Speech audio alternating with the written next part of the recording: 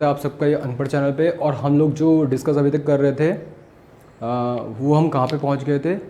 हमने like half subtractor, full subtractor, half adder, full adder पूरा complete कर लिया था। कुछ कॉम्बिनेशन लॉजिक हमने देख लिए थे उसके बेसिस पे। अब क्या है कि फिर मैंने एक टेस्ट लिया था उसके मुझे थोड़ा सा यहाँ पे मैं जो आज का लेक्चर स्टार्ट कर रहा हूँ तो सबसे पहले हम उस टेस्ट क्वेश्चंस को कुछ करेंगे, उसके थ्रू कुछ कॉन्सेप्ट सीखेंगे। क्योंकि मैंने देखा कुछ लोगों ने बहुत ही मिस्टेक्स कर रखी हैं या क्वेश्चन अटैम्प्ट नहीं कर रखे हैं, जबकि वो क्वेश्चन बहुत ही लाइक विद इन मोमेंट होने वाले थे, तो वो क्वेश्चन को छोड़ा है। तो एक तो मैं उन क्वेश्चंस के कुछ सॉल्यूशंस को डिस्कस करूंगा, देन हम एक टॉपिक डिस्कस करेंगे कंपैरेटर। कंपैरेटर का एक हम टॉपिक डिस्कस करेंगे, फिर हम एक कोड कन्वर्टर पढ़ेंगे। और एक एडर में दो कॉन्सेप्ट और होते हैं, एक पैरेलल एडर होता है, रिपल कैरी एडर होता है, एक रिपल कैरी एडर, और एक टूज कॉम्प्लीमेंट एडर होता है। तो हम उसका भी लॉजिक डायग्राम देखेंगे कैसा होता है। तो टू बिगिन विद हम स्टार्ट करते हैं, टेस्ट के क्वेश्चंस हैं। तो एक क्वेश्चन ये था,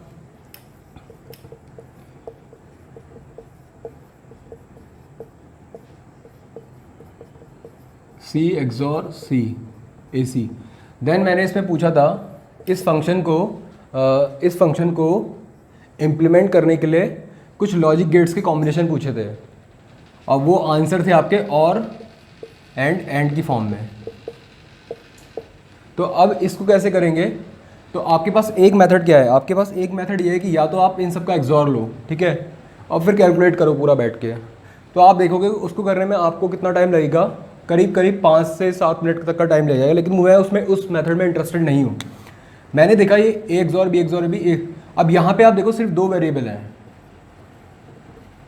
ठीक है, और यहाँ पे भी 2 वेरिएबल हैं। अब मैंने क्या किया, इसे मैंने एक्सप्रेशन 1 लिख रहा हूँ, इसे मैं एक्सप्रेशन 2 लिख रहा हूँ। तो एक्सप्रेशन 1 मेरी क्या है, A XOR B XOR A B, ठीक है। अब मैंने क्या किया यहाँ पे, इसका ए बी और E1, ठीक है, E1 की। तो ए बी मेरा क्या पॉसिबिलिटी में लिख रहा हूँ, ए बी की 0 1 1 0 1 1 0 एंड 1 1। इसकी पॉसिबिलिटी क्या होगी देन, 0 एक्सॉर 0 एक्सॉर 0। इसकी पॉसिबिलिटी क्या होगी, 0 एक्सॉर 0 एक्सॉर 0। इसकी पॉसिबिलिटी क्या होगी, 1 एक्सॉर 0 एक्सॉर 0। और इसकी पॉसिबिलिटी क्या होगी, 1 एक्सॉर 1 एक्सॉर 1, ठीक है। अब देखो ये किसके इक्वल आएगा, एक्सॉर गेट में मैंने बोला था कि अगर इवन नंबर ऑफ वंस है तो वो 0 होगा। यहाँ पे 1 कितने, 0, तो ये 0 आएगा। यहाँ पे 1 कितने, 1 1 1, यहाँ पे 3 1 है तो ये 1। अब आप देखो E1 एक्चुअली क्या है, 0 0 0 0 1 1 1 0 1 एंड 1 1 1। तो E1 एक्चुअल में क्या आ गया, A प्लस बी, ठीक है। अब सेम E2 क्या है, वेरिएबल A एंड C में है, तो इसकी E2 किसके इक्वल आएगा, A प्लस C के इक्वल, ठीक है। अब आपको E1 और E2 की वैल्यू पता चल गई, then your function is A plus B into A plus C, ठीक है। देन इसको आपको पता है ये किसके इक्वल आता है, A प्लस बी सी के। A प्लस बी सी को मैं ब्रेक करके लिखता हूँ A plus B into A plus B. अब यहाँ से आप देख के क्या बता सकते हो,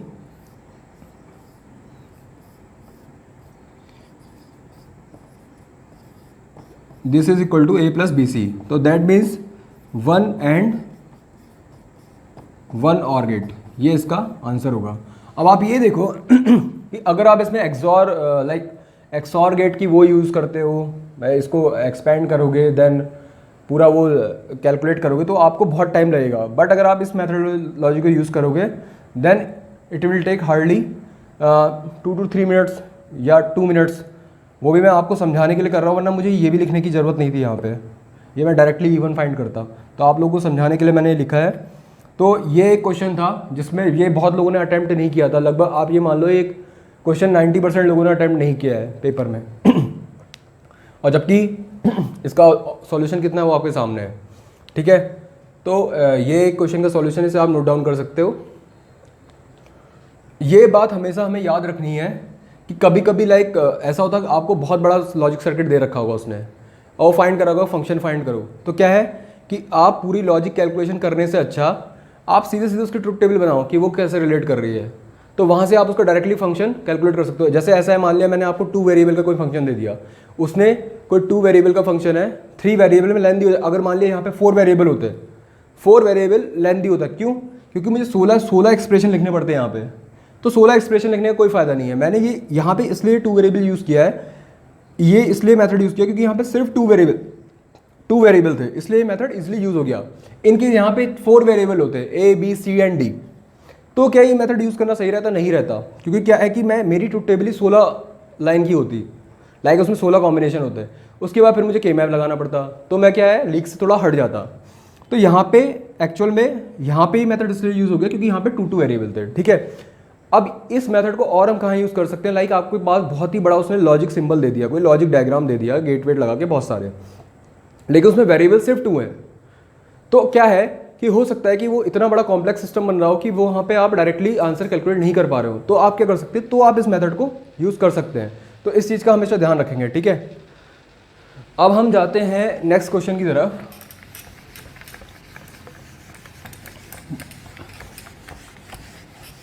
एक चीज़ को लेके मुझे थोड़ा सा डिप्रेशन हुआ। लाइक एक क्वेश्चन आया था, मैंने डायरेक्ट पूछा था कि मैंने ये पूछा था 8 बिट का कोई नंबर है n, ठीक है, उससे हम उसकी 2's कॉम्प्लीमेंट रिप्रेजेंटेशन की रेंज पूछी थी। हार्डली आप ये समझ लो मुश्किल से 10% लोगों ने वो आंसर सही टिक किया है। मैंने जबकि आपको सीधे सीधे एक्सप्रेशन लिखवाया था ये कि जो 8 बिट का नंबर होता है उसकी रेंज क्या होती है,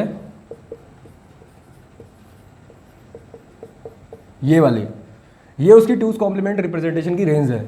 तो अब n की वैल्यू 8 है, तो 2 की पावर 7 2 की पावर 7 माइनस 1, ये कितना होता है? -128 to 127, ये उसका आंसर था। बहुत ही लोगों ने उसमें गलत टिक मारे हैं, मैक्सिमम लोगों ने गलत टिक मारे हैं। शायद ये आंसर बहुतों ने सिलेक्ट कर रखा था, मेजरली ने ये आंसर सेलेक्ट किया था, एक आध था कोई स्टूडेंट जिसने ये आंसर टिक किया था। तो ये देख के मुझे लगा कि आप लोग लेक्चर को ध्यान से नहीं पढ़ रहे हो। आपको अभी लग रहा है कि हो सकता है कि आपको ये लग रहा हो कि मुझे लेक्चर में सब कुछ आता है।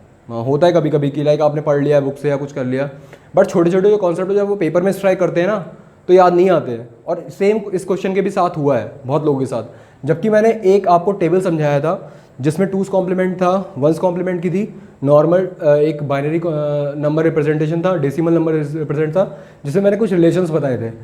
वो टेबल मैंने स्पेशली इस रेंज को डिफाइन करने के लिए आपको दिखाई थी। तो इसको देख के लाइक मुझे लगा कि आप लोग ढंग से लेक्चर नहीं पढ़ रहे हो, तो मेक श्योर अगली बार से आप ढंग से लेक्चर करो। कुछ बच्चे हैं जो प्रॉपर नोट्स मेंटेन कर रहे हैं, उन्होंने ये आंसर सही किया है, लेकिन वो हार्डली बहुत कम है।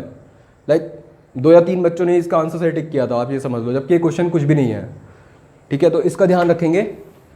अब एक क्वेश्चन हम आगे चलते हैं। सेम एक प्रॉब्लम एक और क्वेश्चंस के साथ देखी मुझे। मैंने बोला था नॉट गेट का जो एप्लीकेशन है, नॉट गेट के एप्लीकेशन है, अगर वो इवन नंबर में लगे रहता है तो वो मेमोरी एलिमेंट की तरह काम करता है, और ऑड नंबर में लगा रहता है तो वो किसकी तरह काम करता है? स्क्वायर वेव फॉर्म जनरेटर की। अब मैंने ऐसा कोई क्वेश्चन दिया था और इसमें मैंने आपसे फ्रीक्वेंसी पूछी थी कितनी होगी। तो आपको कुछ नहीं करना था, आपको पता है T = 2 and TPD। ये मैंने क्लास नोट्स में करवा रखा है लेक्चर में। n की वैल्यू क्या है? नंबर ऑफ नॉट गेट्स, तो ये कितना हुआ? 10 TPD। शायद TPD की वैल्यू क्या है मैंने दी थी सेट 10 पिकोसेकेंड, ठीक है। तो t की वैल्यू कितने हो गई? 10 पिकोसेकेंड को सेकेंड में कन्वर्ट करते हैं 10⁻⁻12 × 10, तो ये आपका क्या आ गया? 10 पिकोसेकेंड से जो भी थी, मुझे याद नहीं है क्या वैल्यू थी उसकी एग्जैक्टली, एक बार मैं देखता हूँ।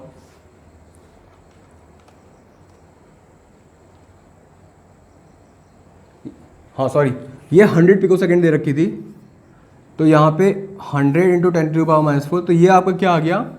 10⁻⁻9। अब मैंने फ्रिक्वेंसी निकाली थी 1/t से, देन ये कितना हो गया? 10⁻9, जिसे हम क्या लिख सकते हैं? 1 GHz। तो ये हमारा उसका आंसर रहेगा। ये भी क्वेश्चन किसी ने बहुत कम लोगों ने अटैम्प्ट किया है, जबकि ये भी क्लास नोट्स मतलब लेक्चर का क्वेश्चन था। सेम मैंने एग्जांपल लिया था, मैंने पहले 3 इन्वर्टर लगाए थे, फिर मैंने 5 इन्वर्टर लगाए थे, और फिर मैंने बताया था कि इसकी फ्रिक्वेंसी ऐसे निकालते हैं। तो ये एक इंपॉर्टेंट कॉन्सेप्ट है, ये पूछा जा सकता है एग्जाम में, पूछा जाता भी है, क्योंकि एक तो ये छोटा सा कॉन्सेप्ट है और इस पर क्वेश्चन बहुत छोटा आता है। आप देखो हार्डली 3 to 4 लाइन, मुश्किल से 20-30 सेकंड का आंसर है। तो ये भी क्वेश्चन कई लोगों ने अटैम्प्ट नहीं किया, तो इसका हमेशा ध्यान रखेंगे। फिर मैं बता रहा हूँ कि लाइक अगर नॉट गेट इवन नंबर में लगे रहते हैं लूप के अंदर, तो वो मेमोरी एलिमेंट की तरह काम करता है, और अगर नॉट गेट ऑड नंबर में लगे तो वो स्क्वायर वेव फॉर्म जनरेटर की तरह काम करता है, जिसका टाइम पीरियड 2n TPD है, जहाँ पे n है नंबर ऑफ नॉट गेट्स जो आपके लूप में लगे हैं। ठीक है, तो इसका आंसर था 1 GHz, इसको मैं हटा रहा हूँ। तो ये भी एक क्वेश्चन कई लोगों ने छोड़ा है। अब एक और क्वेश्चन हम देखते हैं। एक और क्वेश्चन मैंने बताया था, क्वेश्चन कुछ इस प्रकार से था कि एक फुल एडर है, ठीक है, तो उसको उसके उसे हम नैंड गेट से हमने बनाया है, नैंड गेट से बनाया है। Each of NAND gate, delay of each NAND gate, वो कितना दिया था एक बार देखता हूं मैं। Sorry, delay of each NAND gate दे रखा था 10 नैनो सेकेंड।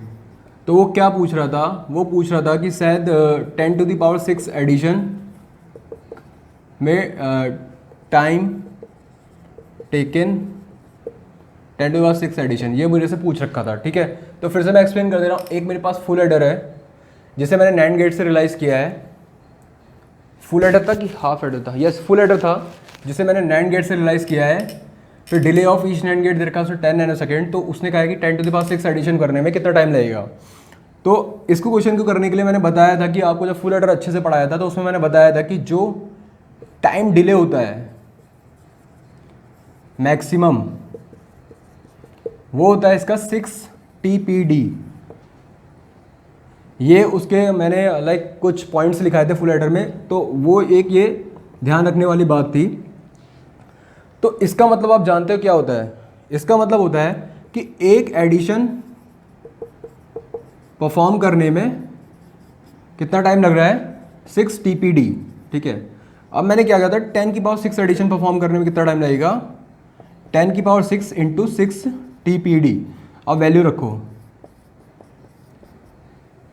TPD की वैल्यू क्या है? 10 नैनो सेकेंड माइनस 9, तो ये कितना हो गया? 60 इंटू 10⁻⁻3, ये क्या हो गया? 60 मिली सेकेंड। तो ये इसका करेक्ट आंसर था। बहुत, ये भी कई कम बच्चे इसको अटेम्प्ट कर पाए थे। ये मैंने बताया था रिजल्ट में कि अगर आप फुल एडर का मैक्सिमम टाइम डिले पाथ का देखोगे, सबसे लॉन्गेस्ट पाथ का डिले क्या होता है? 6 TPD होता है। तो इसका मतलब क्या है कि उसको एक एडिशन परफॉर्म करने में 6 TPD का टाइम लगेगा। अब एक एडिशन परफॉर्म करने में 6 TPD लग रहा है, तो 10⁶ एडिशन परफॉर्म करने में इतना टाइम लगेगा। TPD की वैल्यू डाल दी मैंने, तो मेरा आंसर आ गया। कुछ लोग कह रहे थे पेपर लेंदी है, पेपर लेंदी नहीं था, पेपर कंसेप्चुअल था। अगर मैं इस पेपर को करने बैठता हूँ, मुझे सारी चीज़ें क्लियर हैं, तो सिर्फ 1 या 2 क्वेश्चन लेंदी थे, वो भी मैंने जानबूझ के डाले थे कि आपको पता होना चाहिए कि आपको कौन से क्वेश्चन छोड़ने हैं। बाकी कोई भी क्वेश्चन लेंदी नहीं थे एज सच। तो ये होपफुली अब आइंदा से इस चीज़ में गलती नहीं होनी चाहिए कि फुल एडर का अगर मैं इसे पूछे कि रेट ऑफ एडिशन पूछ रहा है। अच्छा, रेट ऑफ एडिशन क्या होगा? रेट ऑफ एडिशन क्या हुआ? एक एडिशन परफॉर्म करने में लगा टाइम। ठीक है, तो रेट क्या हुआ? 1/6 TPD। यहाँ पे एक और चीज़, रेट ऑफ एडिशन इसका क्या होगा? 1/6 TPD। ठीक है, क्योंकि रेट हम किस में निकालते हैं? पर सेकेंड में निकालते हैं ना। दैट मीन्स कि टाइम जो है वो नीचे आएगा। ठीक है, तो रेट क्या है? 6 TPD। तो ये भी आपसे पूछ सकता है कि रेट ऑफ एडिशन क्या है। ठीक है, तो ये एक आपकी प्रॉब्लम ये भी सॉल्व हो गई। अब हम नेक्स्ट पे जाते हैं। मैं सारी प्रॉब्लम नहीं करवा रहा हूँ, मैं वो करवा रहा हूँ मेजरली जिसमें स्टूडेंट्स ने गलती कर रखी है, क्योंकि बाकी तो ईजी थे कुछ एक। तो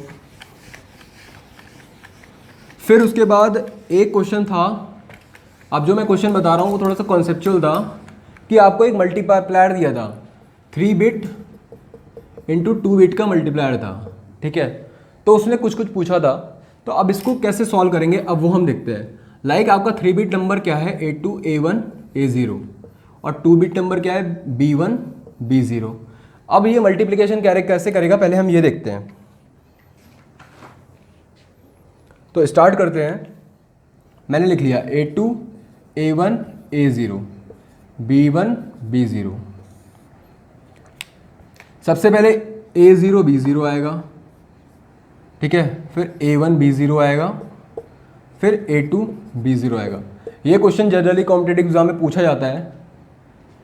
फिर क्या आएगा, A0 B1, फिर आएगा A1 B1, फिर आएगा A2 B1।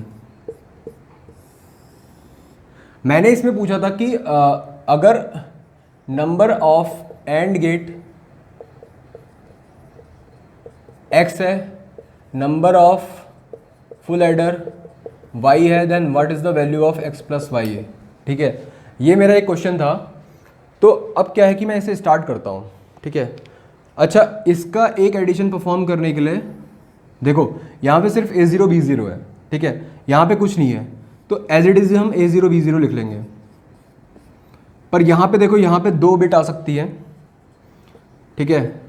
तो यहाँ का इसका एडिशन को परफॉर्म करने के लिए यहाँ पे मुझे एक फुल एडर चाहिए, ठीक है। यहाँ से कैरी जाएगा, कैरी जा भी सकता है नहीं भी जा सकता डिपेंडिंग अपॉन बिट्स। यहाँ पे फिर मुझे एक फुल एडर चाहिए, ठीक है। सबसे पहले अभी मैं फुल एडर देख रहा हूँ।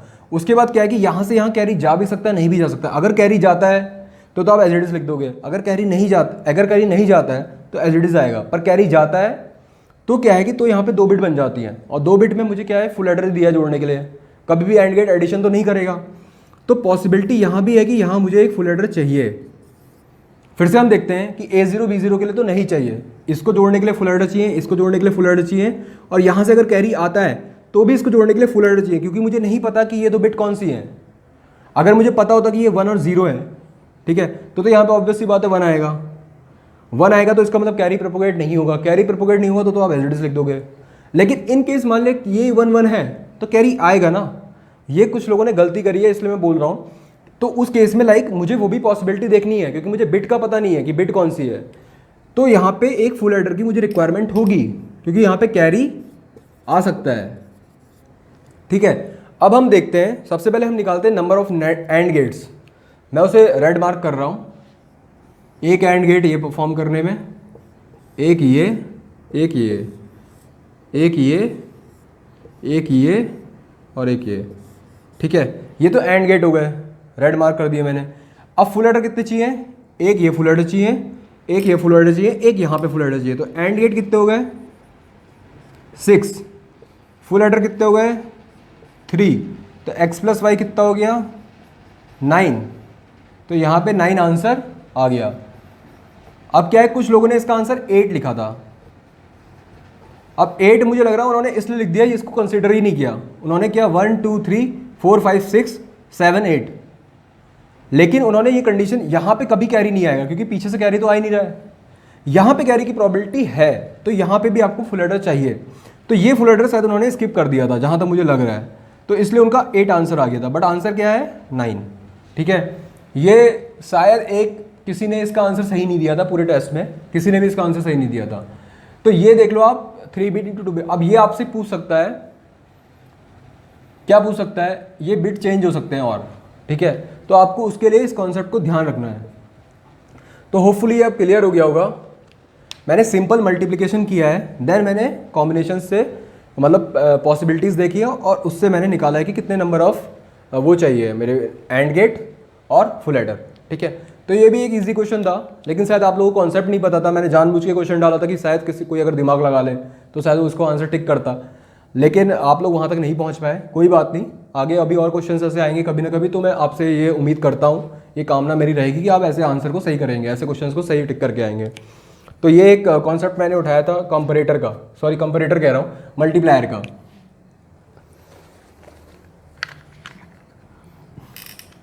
अब इसको भी मैं हटा रहा हूँ, ये होपफुली सबको क्लियर हो गया होगा।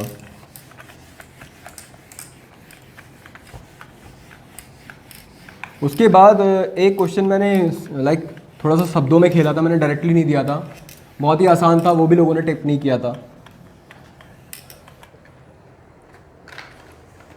वो क्या था, मैंने बोला था कि कोई ऐसा एक ए बी सी यहाँ पे वाई है, तो आउटपुट 1 है जब मैक्सिमम नंबर ऑफ इनपुट 1 है। तो मुझे उसका क्या था, एसओपी फॉर्म टिक करना था। अब ये भी कई लोगों ने छोड़ दिया, उन्हें लगा पता नहीं कितना लेंदी क्वेश्चन है, जबकि देखो कितना कितना लेंदी है। तो ये क्वेश्चन सबको समझ में आ गया कि एक कोई बॉक्स है, लाइक कोई लॉजिक सर्किट है जिसमें मैं ए बी सी इनपुट दे रहा हूँ और आउटपुट वाई आ रहा है, ठीक है। उसका आउटपुट 1 तभी है जब मैक्सिमम नंबर ऑफ इनपुट 1 है। तो फाइंड द एसओपी फॉर्म। ये एसओपी फॉर्म नहीं लिखा था उसने, लिखा था एक्सप्रेशन क्या होगा।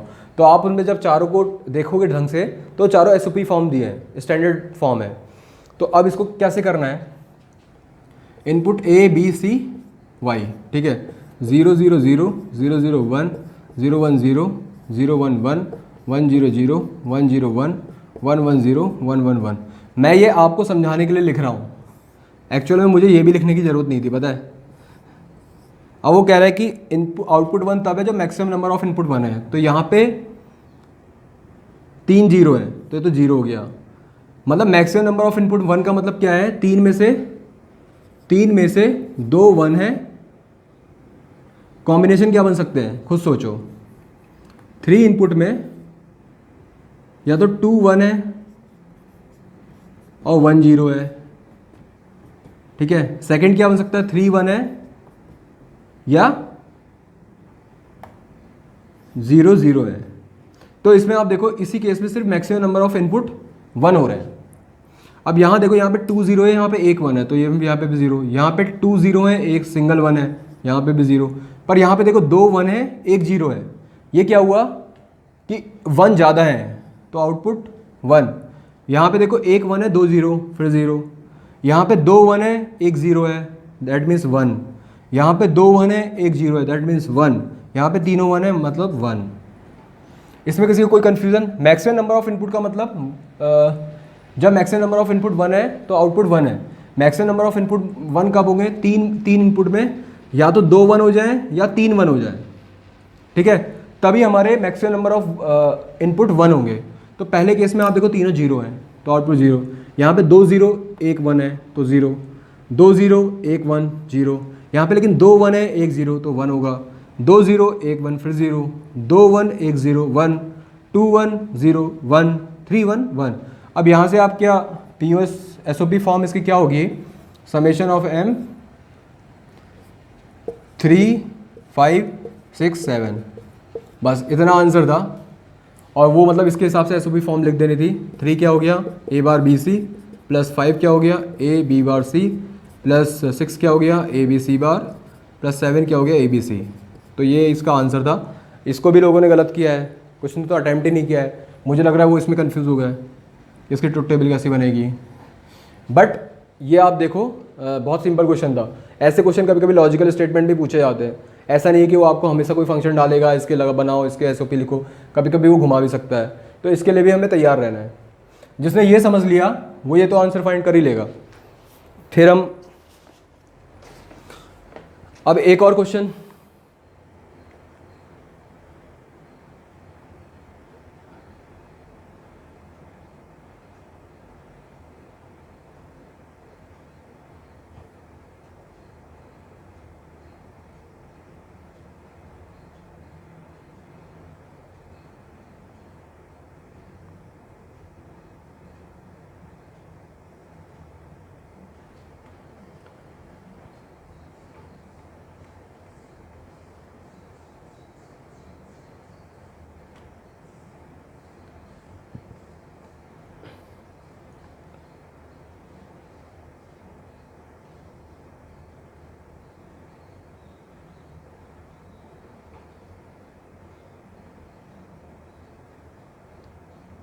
एक क्वेश्चन मैंने लाइक थोड़ा सा मुझे थोड़ा क्वेश्चंस ढूंढने में टाइम लग रहा है, तो सॉरी फॉर दैट। इसको मैं हटा रहा हूँ।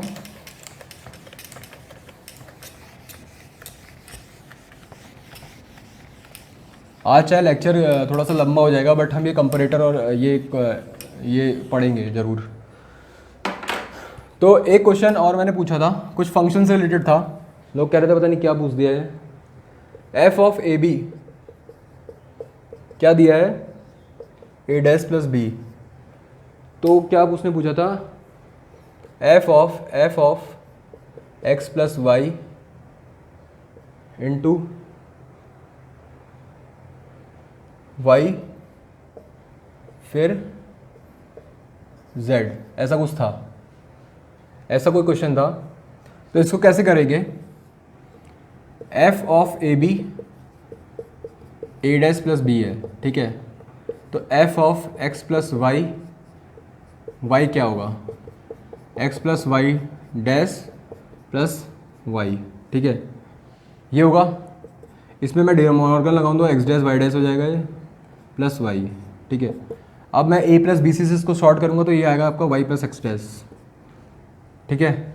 अब उसने पूछा था F of Y plus X dash Z, ये कितना होगा, इसकी वैल्यू क्या हुई, इसकी वैल्यू ये हो गई ना, तो ये मैंने यहाँ लग दी, ठीक है। तो ये क्या होगा, एक्स डैश प्लस वाई का डैश प्लस बी जेड।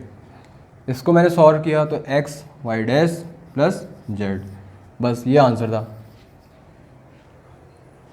इसका ऑप्शन सर सी करेक्ट था। ये भी लोगों ने छोड़ा है।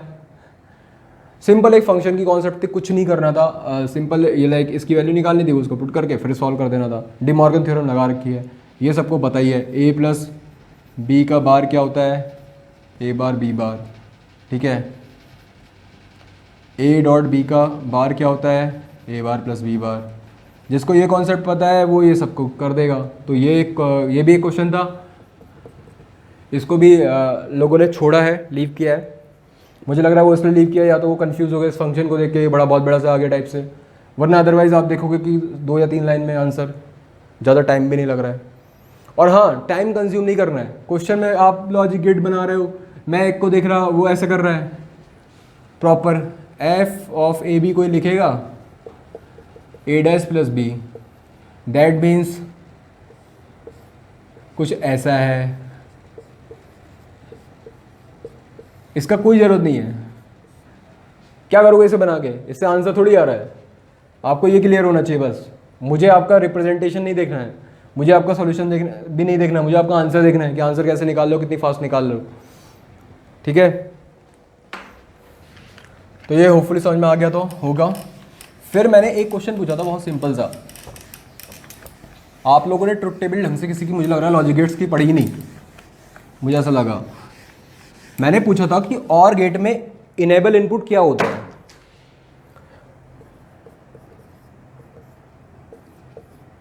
पहले मैं और गेट की ट्रुथ टेबल बनाता हूं। मैंने पूछा था और गेट में इनेबल इनपुट क्या है।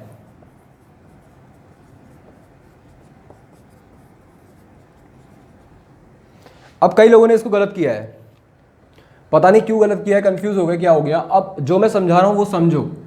देखो, आपके पास 2 ऑप्शन है, या तो इनपुट 1 हो सकता है या इनपुट 0 हो सकता है। अब इन 2 कंडीशन को जरा हम एनालाइज करते हैं। मैंने इनपुट 0 किया और इनपुट 1 कर दिया, ये आपकी क्या है, कंडीशन 1, ये आपकी क्या है, कंडीशन 2, ठीक है। अब देखो, जब मैं इनपुट 0 फिक्स कर रहा हूं तो आपका आउटपुट क्या है, वो एज इट इज पास हो रहा है। b 0 है, y भी 0 है, b 1 है, y 1 है। तो जब इनपुट मेरा 0 फिक्स है तो y इक्वल टू क्या आ रहा है, d आ रहा है। लेकिन जब मेरा इनपुट 1 फिक्स कर दिया तो इस केस में देखो, b 0 है तब भी आउटपुट 1 है, b 1 है तब भी आउटपुट 1 है, तो y इक्वल टू उस समय पे 1 है। चाहे आपका उस समय इनपुट कुछ भी है, y 1 है। दैट मीन्स कि इनपुट का एग्जिस्टेंस है ही नहीं। इस केस में इनपुट का एक्सिस्टेंस है, y इक्वल टू बी है। आपका आउटपुट इनपुट पे डिपेंड करता है। अगर आपका a 0 है, मतलब अगर आपका एक इनपुट 0 है तो आपका आउटपुट इनपुट पे डिपेंड कर रहा है। अगर आपका एक इनपुट 1 ही हो गया ना, तो आउटपुट तो हमेशा 1 है, तो आपका इनपुट का कोई सिग्निफिकेंस ही नहीं है। इसका मतलब क्या है कि इनेबल इनपुट क्या हुआ, इनेबल इनपुट उसको कहते हैं जो आपका लाइक जिसके लिए आपका आउटपुट इनपुट पे डिपेंड करे। तो इस केस में इनेबल इनपुट क्या होगा, 0। सिर्फ एक, अब एक और केस ले लेते हैं, चलो एंड गेट का भी देख लेते हैं। 0 0 0 1 1 0 1 1, एक केस ये हुआ, एक केस ये हुआ। अब देखते हैं, अगर इनपुट 0 है तो आपका आउटपुट हमेशा क्या है, 0। अगर इनपुट 1 है तो आउटपुट क्या है, y equal to B. That means इसके लिए इनेबल क्या हुआ, 1, डिसेबल क्या हुआ, 0। तो ये एंड गेट की कंडीशन बन गई, ये और गेट की कंडीशन बन गई। तो आपको इनेबल इनपुट और डिसेबल इनपुट होपफुली समझ में आ गया। अब लोगों ने क्या किया, लोगों ने लिखा बोथ इनेबल है, बहुतों ने तो बोथ डाला है। कई लोगों ने ये सोचा होगा, अरे अगर मैं 1 एक इनपुट डाल देना तो आउटपुट हमेशा 1 है, दैट मींस गेट इनेबल हो गया। गेट इनेबल का मतलब ये नहीं होता। गेट इनेबल का मतलब, अब आप ये बताओ कि मैं इनपुट में कोई भी चेंज कर रहा हूँ, आउटपुट तो हमेशा 1 है, तो मुझे कैसे पता चलेगा मैंने इनपुट चेंज किया। तो वो इनेबल नहीं होता, वो डिसेबल हो गया। इनपुट तो हमने डिसेबल ही कर दिया एक तरीके से। तो दैट मीन्स कि ये वाला जो कंडीशन है, जब मैं इनपुट 0 कर रहा हूँ तो इस केस में आउटपुट मेरा इनपुट पे डिपेंड करता है। तो ये एक इनेबल कंडीशन बनती है। इनेबल कंडीशन क्या हुई कि आउटपुट इनपुट पे डिपेंड कर रहा है। तो इसलिए और गेट का इनेबल इनपुट क्या होगा, 0, और एंड गेट का इनेबल इनपुट क्या होगा, 1। तो होपफुली अब ये कन्फ्यूजन नहीं होगा। ये क्वेश्चन मैं रिपीट भी कर सकता हूँ आगे फुल एंड टेस्ट सीरीज में, तो इसको आप ध्यान में रखेंगे। ठीक है, चलो इसको भी आप हटाते हैं।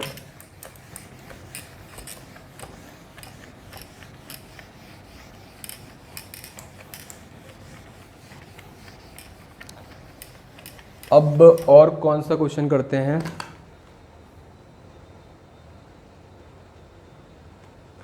हाँ एक मैंने डीजेनरेट फॉर्म पूछी थी। तो डीजेनरेट फॉर्म का तो जिसने किया है वो सही किया है। ये मैंने लेक्चर में करा रखा है, तो इसको मैं डिस्कस भी नहीं कर रहा हूँ। नॉन डीजेनरेट और डीजेनरेट फॉर्म आप एक लेक्चर रेफर कर लीजिएगा, उसमें मैंने पढ़ा रखी है।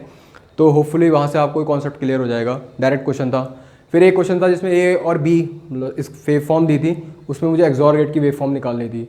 तो वो क्वेश्चन भी बहुत सिंपल था। एक्सनॉर गेट की वेव फॉर्म निकालनी थी आई थिंक, तो वो भी सिंपल था। वो भी मैं स्किप कर रहा हूँ।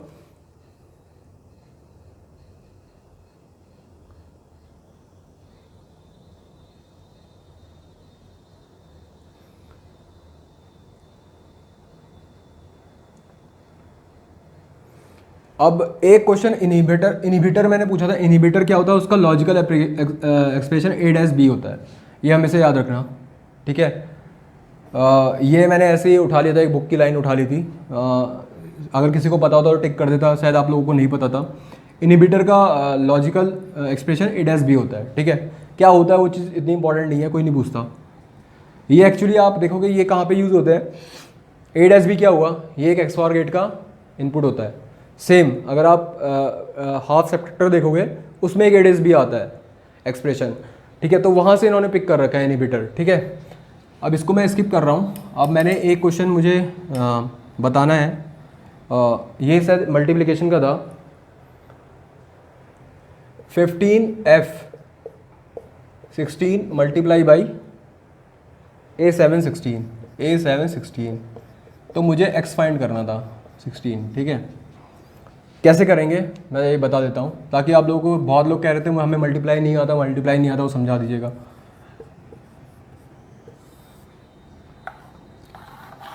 ये मेरा रफ वर्क के लिए इधर का। ठीक है, अब f मेरा 15 के इक्वल होगा, a मेरा 10 के। देखिए ये 15 और ये 15 में डिफरेंस है। ठीक है, मैंने देखा लोग बहुत कंफ्यूज होते हैं। 15 और f में डिफरेंस है। ये वही डिफरेंस है जो 1 और 10 में है। 15 और f में जो डिफरेंस है ना, वो सेम डिफरेंस 1 एंड 10 में, 2 और 20 में। ठीक है, तो इसको देख के कंफ्यूज नहीं होना कभी भी। होपफुली आपको, मैंने हमेशा बोला है कि आप हमेशा डेसिमल नंबर को एक आधार बना के चलिए। 15 और f में वही डिफरेंस है जो 1 और 10 में है। ठीक है, तो इसमें आप कंफ्यूज मत होना कभी भी।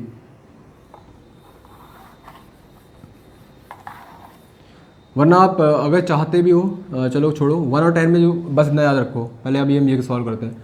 तो पहले मैं क्या है, इसे डेसिमल में मल्टीप्लिकेशन करूँगा सारा। 15 इंटू 7 कितना होता है 105, पर ये 105 किस में आ रहा है, डेसिमल में आ रहा है। मुझे डेसिमल में नहीं, मुझे क्या चाहिए, हेक्सा में चाहिए। तो मैंने क्या कहा 16 से इसे वो करूँगा, ठीक है। तो 69 आएगा, कैसे लिखूँगा, ऐसे 9 यहाँ लिखूँगा, 6 कैरी होगा, ठीक है। देखते रहिएगा। फिर 7 इंटू 5 35, 35 ये किस में है, डेसिमल में है। 35 प्लस 6 कितना हो गया 41, 41 किस में, डेसिमल में है।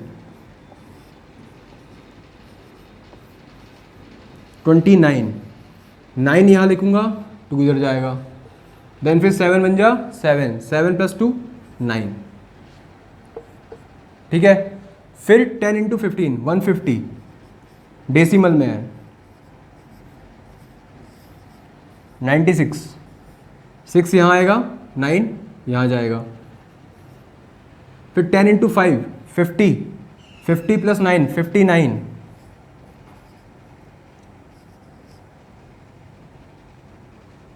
बी आएगा शायद, तो बी इधर आएगा, 3 इधर आएगा। फिर 10 इंटू 1 10, 10 प्लस 3 13, सी 12 हो गया, डी 13 हो गया। इसको ऐड करेंगे, यहाँ कितना आएगा 9, यहाँ आएगा 15, 15 क्या हुआ एफ,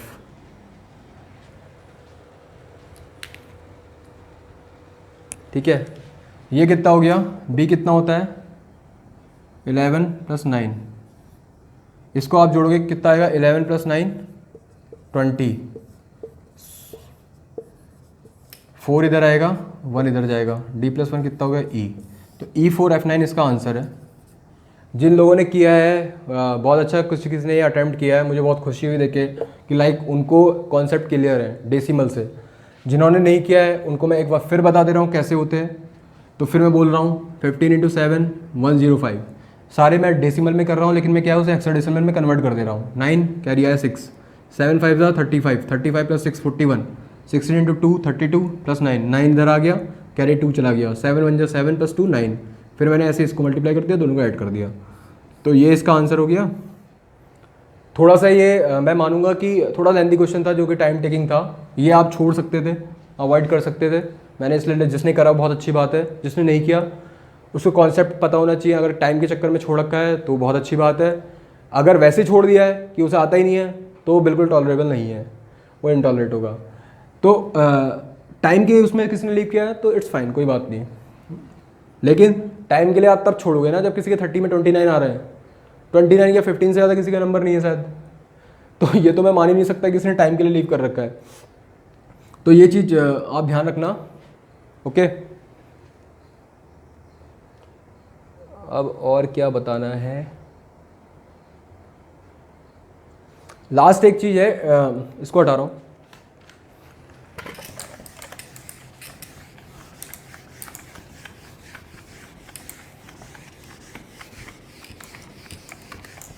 लास्ट है डुअल एक्सप्रेशन। मैंने किसी फंक्शन की पूछी थी डुअल। मैंने आपको हमेशा बता रखा है जैसे कोई फंक्शन है, इसका मुझे अगर डुअल निकालना है तो मैं क्या करूँगा, पॉजिटिव को मतलब और गेट एंड से रिप्लेस हो जाएगा, ठीक है। बस यही करना है। अब देखो यहाँ पे इसको कैसे लिखेंगे, a dash plus b dash plus c into a plus b plus c। ये इसका डुअल हुआ। अब इसको फाइंड करने में पता नहीं लोगों को क्यों दिक्कत हुई है, पता ही नहीं हुआ ना सर डुअल क्या होता है, लेक्चर ढंग से नहीं पढ़े होंगे, जो भी है। पर आप ये देखो कि डुअल सिर्फ क्या होता है, और को एंड में कन्वर्ट करना है, एंड को और में कन्वर्ट करना है,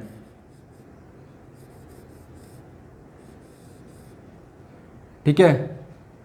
तो अब क्या है, ये यहाँ पे एंड गेट है, मैंने इनको और में कन्वर्ट कर दिया, यहाँ और गेट है, इसको मैंने एंड में कन्वर्ट कर दिया, खत्म, डुअल का आंसर आ गया। तो इससे आप उसको कर सकते हैं। तो यहाँ पे आई थिंक टेस्ट के क्वेश्चंस जितने भी लाइक मुझे बताने थे वो मैंने बता दिए। बाकी जो क्वेश्चन नहीं किए हैं, जिनसे गलत हुए हैं, वो उनके सिली मिस्टेक्स के उसके गलत हो रखे हैं। मुझे ये नहीं लगता कि आपको उसका लॉजिक समझ में ना आया हो। आई डोंट मतलब उस चीज़ को मैं डाइजेस्ट नहीं कर पाऊँगा, क्योंकि ऐसे कोई क्वेश्चन था ही नहीं कि जो आपको इतने ही क्वेश्चन थे जिसमें लॉजिकल थे थोड़े बहुत, बाकी तो सिंपल क्वेश्चन थे। वो आपको सबको पता है, कैलकुलेशन मिस्टेक हुई होगी ज़रूर, या आपने ढंग से पढ़ाई नहीं करी होगी, दो ही हो सकते हैं। इन क्वेश्चंस को मुझे बताना था। फिर भी अगर किसी को कोई लाइक कन्फ्यूज़न है किसी क्वेश्चंस में तो आप मुझे मैसेज कर सकते हो, व्हाट्सएप कर सकते हो, कमेंट बॉक्स में लिख सकते हो, वो मैं क्वेश्चन बता दूंगा आपको, कोई बात नहीं। बट अभी हम क्या पढ़ने जा रहे हैं, कंपैरेटर पढ़ने जा रहे हैं, ठीक है। बहुत इंटरेस्टिंग तरीके से मैं कंपैरेटर आपको पढ़ाने जा रहा हूँ। अब आप देखेंगे, स्टार्ट हम करते हैं 1 बिट कंपैरेटर से, ठीक है, जिसके रिजल्ट को मैं यूज़ करूँगा। तो 1 बिट कंपैरेटर क्या करता है, लाइक आपके पास ए है, बी है, आउटपुट आपका y1 है, y2 है, y3 है। y1 क्या है, जो शो कर रहा है a is greater than b, y2 क्या है, जो शो कर रहा है a इक्वल टू b, और y3 क्या है, जो शो कर रहा है a is less than b, ठीक है। अब इसके ऑप्शन क्या होते हैं, 0 0 0 1 1 0 देन 1 1। अब इस केस में आप देखो 0 equal to 0, that means y2 1 है, बाकी दोनों 0। जब ये दोनों इक्वल है दैट मीन्स क्या है, y2 1 है, बाकी दोनों 0 हैं। अब इस केस में क्या है, b 1 है, ये 0 है, दैट मीन्स 1 0 से बड़ा है, तो b a से बड़ा है, वो y3 है, तो इस केस में y3 1 होगा, बाकी तो 0 होंगे। इस केस में क्या है, a b से बड़ा है, a b से बड़ा आपको क्या है, y1 है, तो ये 1 होगा, बाकी 0 होंगे। इस केस में फिर दोनों 0 हैं, दोनों बराबर हैं, तो ये कंडीशन बनेगी। तो होपफुली जो ये मैंने लिखा है ये आपको समझ में आ गया। a is greater than b, जो y1 है वो हमेशा 1 कब होगा, इस केस में सिर्फ इस वाली कंडीशन में, और b is greater than a किस कंडीशन में है, सिर्फ इस वाली कंडीशन में, बाकी दोनों कंडीशन में a इक्वल टू b है। अब आप देखो जो y1 की एक्सप्रेशन है वो क्या आई, y1 की एक्सप्रेशन आई है a b बार, ठीक है। y2 की एक्सप्रेशन क्या है, y2 आपका देखो एक XNOR गेट है, ठीक है, और y3 क्या है, a बार b, y3 क्या है, a बार b। अब मैं इस रिजल्ट को यहाँ पे लिख ले रहा हूँ, कैसे लिख रहा हूँ कि a इक्वल टू b के केस में क्या है, जो y2 है जिसे कहते हैं a XNOR b, a greater than b के केस में क्या है, जो y1 है a b bar, a less than b के केस में क्या है, जो y3 है वो क्या है, a बार b। ये एक्सप्रेशन मैंने लिख ली, ठीक है। तो यहाँ तक आपको समझ में आ गया, ये हमारे क्या था, 1 बिट कंपैरेटर। अब इस रिजल्ट का यूज़ करके हम आगे देखेंगे कि कैसे कंपैरेटर को हम डिज़ाइन करते हैं। तो ये आपको समझ में आ गया, ए बी 0 0 है, ये y1 y2 y3 इसके आउटपुट होंगे कंपैरेटर के, या तो बड़ा होगा या बराबर होगा या छोटा होगा, ठीक है। उसके आउटपुट मैंने देख लिया कैसे, एक्सप्रेशन फाइंड कर ली मैंने, एक्सप्रेशन ये साइड में लिख ली जो मेरे लिए इंपॉर्टेंट है। अब इसको मैं हटा रहा हूँ।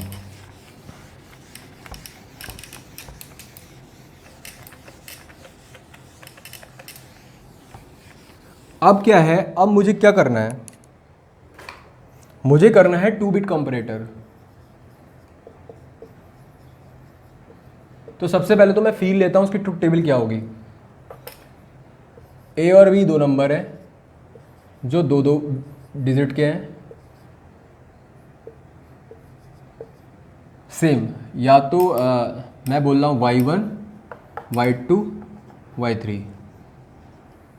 y1 आपके क्या हो गया, जो दिखा रहा है a is greater than b, y2 दिखा रहा है a इक्वल टू b, और y3 दिखा रहा है a is less than b, ठीक है।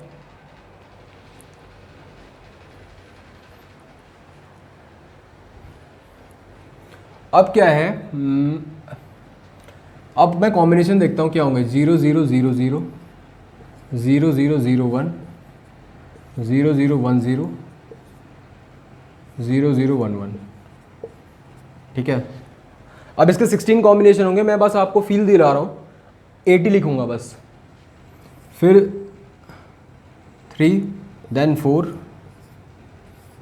5 6 7, फिर आगे भी आएंगे 8 कॉम्बिनेशन अभी और बचे हैं, ठीक है। अब आप देखो इस केस में ए इक्वल टू बी है, ये 1 होगा। इस केस में बी बड़ा है, ये 1 होगा। इस केस में भी बी बड़ा है, ये 1 होगा। इस केस में भी बी बड़ा है, ये 1 होगा। इस केस में क्या है, ये बड़ा है। इस केस में क्या है, बराबर है। इस केस में क्या है, ये बड़ा है, बी बड़ा है। और इस केस में क्या है, बी बड़ा है। बाकी मैंने 0 फिल कर लिए।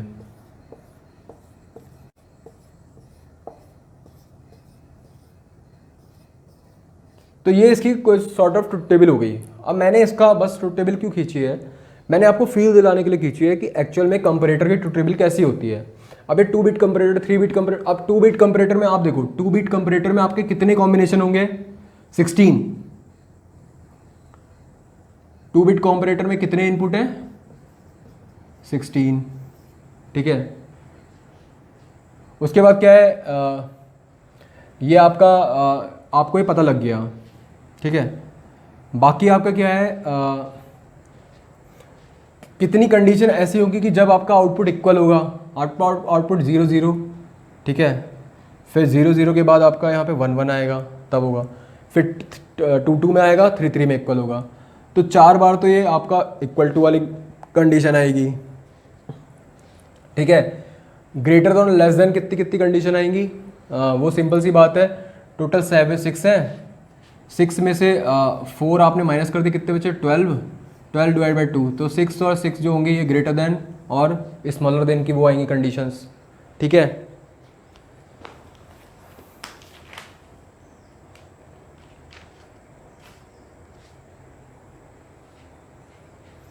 तो इससे लाइक मुझे आपको यही रिज़ल्ट दिखाना था। मुझे क्या रिज़ल्ट दिखाना है, ये आपको समझ में आ गया, ठीक है। अब मुझे रिज़ल्ट ये दिखाना है कि जो अगर 2 बिट का कंपैरेटर है तो इसके इनपुट कॉम्बिनेशन कितने होते हैं, 2 टू द पावर 2n। अगर n बिट का कंपैरेटर है तो कितने होंगे, 2 to the power 2n। Like यहाँ पे n इक्वल टू 2 है तो यहाँ पे 2 की पावर 4 हो जाएगा, तो 16 आ जाएगा, ठीक है। इक्वल टू कंडीशन कितनी होंगी, 2 टू द पावर n, ठीक है, सही है। और ग्रेटर देन लेस देन वाली कंडीशन कितनी होंगी, डिवाइड बाय 2, ठीक है। तो ये होपफुली सबको क्लियर हो गया होगा यहाँ से। ये भी पूछता है, ये भी जो मैंने आपको ये दिखा रखे हैं ये भी पूछता है। मैंने 2 बिट कंपैरेटर के लिए आपको दिखा दिया कि 16 कॉम्बिनेशन हो, उससे मैं इसे रिलेट कर रहा हूँ कि अगर n बिट कंपैरेटर तो इनपुट कॉम्बिनेशन कितने आएंगे, 2 to the power 2n। Equal to condition कितने आएंगे, 2 की पावर n। और ग्रेटर देन और लेस देन कंडीशन कितने आएंगे, 2 की पावर 2n माइनस 2 की पावर n डिवाइड बाई 2। ये ग्रेटर देन और लेस देन की कंडीशन आएंगी, ठीक है। अब ये इससे मैंने ये रिजल्ट फाइंड कर लिया, आपको कंपैरेटर की ट्रुथ टेबल पता चल गई। बस मेरा इतना ही इंटरेस्ट था, मुझे एक्सप्रेशन निकालना है 2 बिट कंपैरेटर के। अब मैं कैसे निकालता हूँ आइए वो देखते हैं, क्योंकि वो ज़्यादा इंटरेस्टिंग है।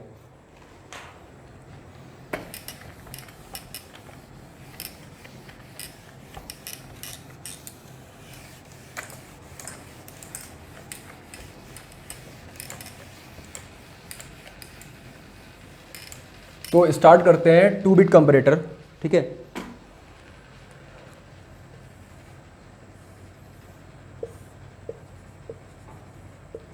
इनपुट आपका ए है, बी है, A1 A0, B1 B0। Output आपका क्या है, Y1 A greater than B, Y2 A equal to B और Y3 A less than B। अब मैं यहाँ पे कुछ लिख रहा हूँ, देखते हैं। A इक्वल टू B कब होगा, ठीक है। देखना, जब A1 इक्वल टू B1 होगा and A0 equal to B0 होगा। इसमें किसी को कोई डाउट नहीं है। अब A1 इक्वल टू B1 की कंडीशन क्या है, A XOR B, A XNOR B। तो यही इसको मैं क्या देख सकता हूं, एंड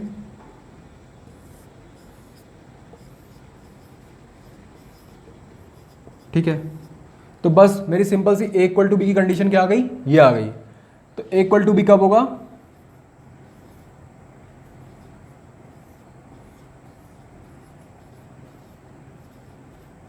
अब आप उसके के मैप से भी फाइंड कर सकते हो, आपका आंसर यही आएगा, ठीक है।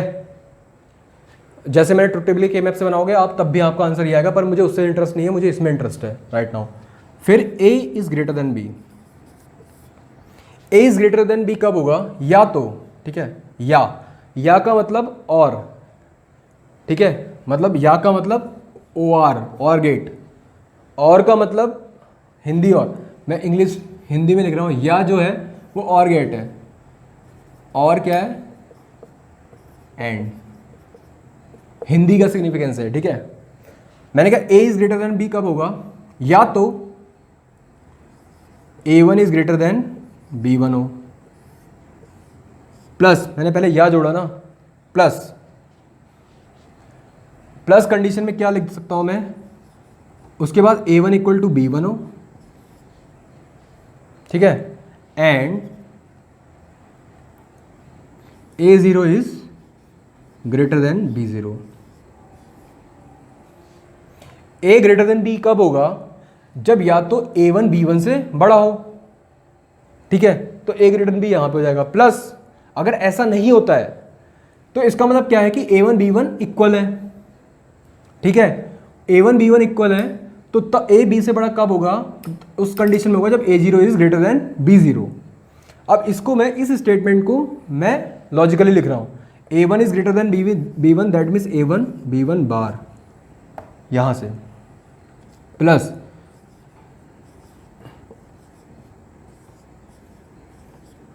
A0 B0 बार, ठीक है। तो ये आपको ये भी क्लियर हो गया। अब A लेस देन B की कंडीशन क्या है? A लेस देन B में, इसमें भी आप देखेंगे या तो A1 लेस देन B1 हो जाए, plus A1 equal to B1 रहे, ठीक है, या A0 लेस देन B0 हो जाए, ठीक है। तो इसका एक्सप्रेशन क्या आएगा? A1 B1 bar plus A1 X NOR B1 plus A0 bar B0, A1 bar B1।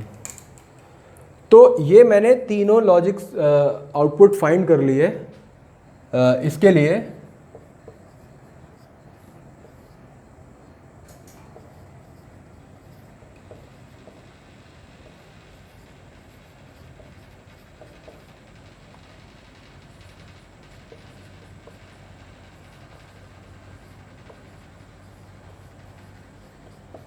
ठीक है, तो ये मैंने तीनों y1 y2 y3 के एक्सप्रेशन फाइंड कर लिए टू इट कंपैरेटर के,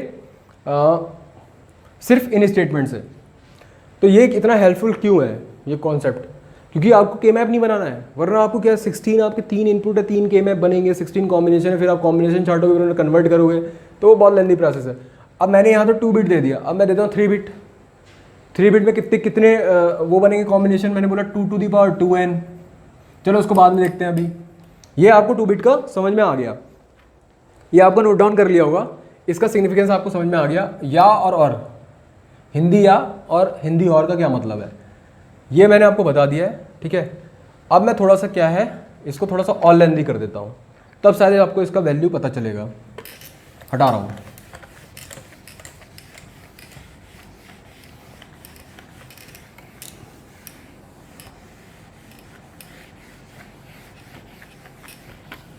इसको भी हटा रहा हूँ, इसकी ज़रूरत नहीं है अभी, याद ही हो गया है। अब क्या है, थोड़ा सा उसने लेंदी कर दिया, उसने कहा कि अब मेरे पास भैया 3 बिट कॉम्परेटर है, 2 बिट भी नहीं है।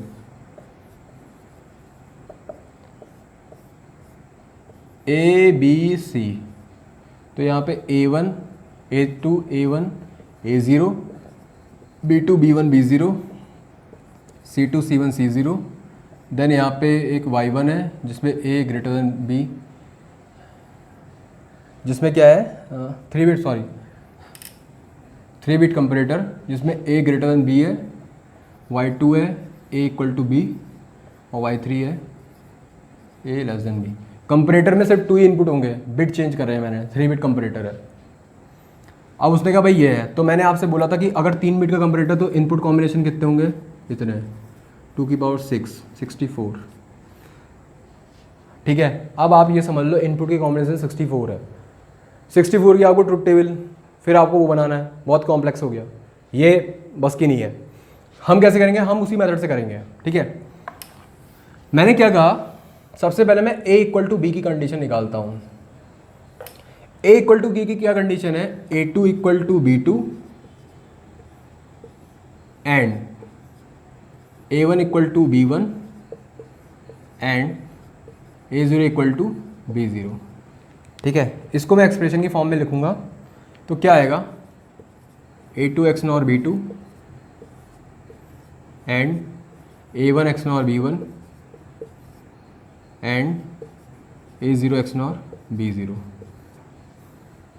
तो ये आपका क्या आ गया, a = b, ये आपका क्या आ गया, y2। सेकेंड कंडीशन में ले रहा हूं a is greater than b। a is greater than b कब होगा, या तो a2 is greater then b2, ठीक है, और a2 = b2 है and a1 is greater then b1। ठीक है, और a2 = b2 and a1 = b1 and a0 is greater then b0। समझ रहे हो आप क्या कह रहा है, या तो आपके ये बिट इक्वल हो a2 b2, ठीक है, तब तो सीधे सीधे a b से बड़ा हो जाएगा। अगर ये बिट बराबर है तो a1 b1 से बड़ा होना चाहिए, तब बड़ा हो जाएगा। अगर ये दोनों ही बराबर हो गए तो a0 b0 से बड़ा होना चाहिए। तो मैंने उसे एक्सप्रेशन की फॉर्म में लिख दिया, a2 is greater then b2, that means a2 b2 bar plus a2 XNOR b2 and a1 b1 बार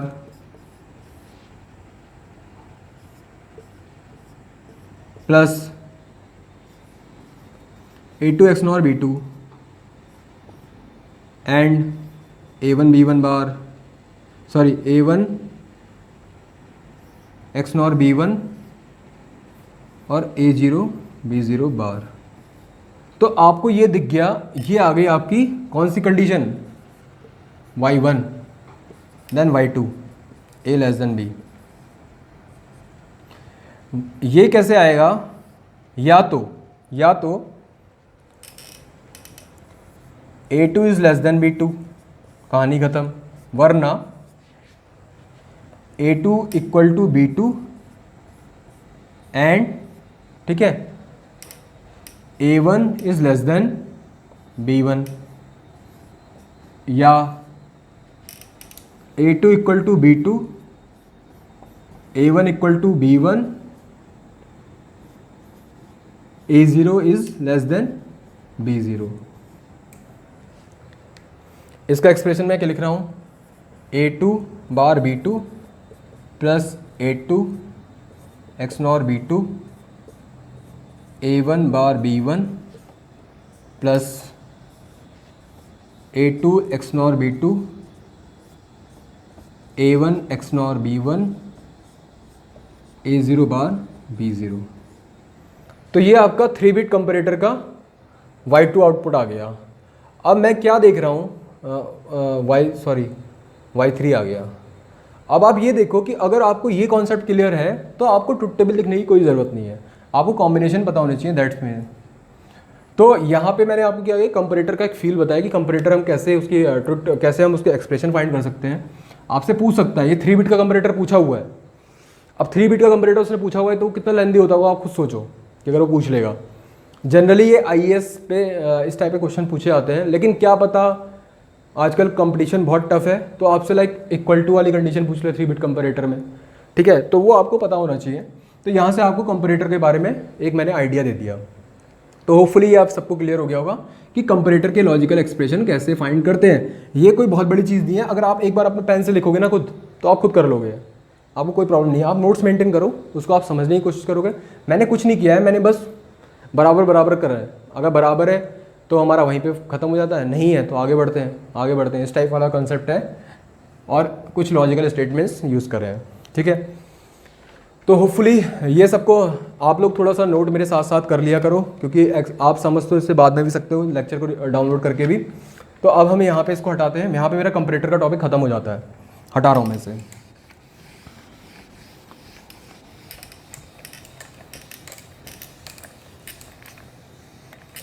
अब कंपैरेटर मैंने क्या है, कंपैरेटर कंप्लीट कर लिया।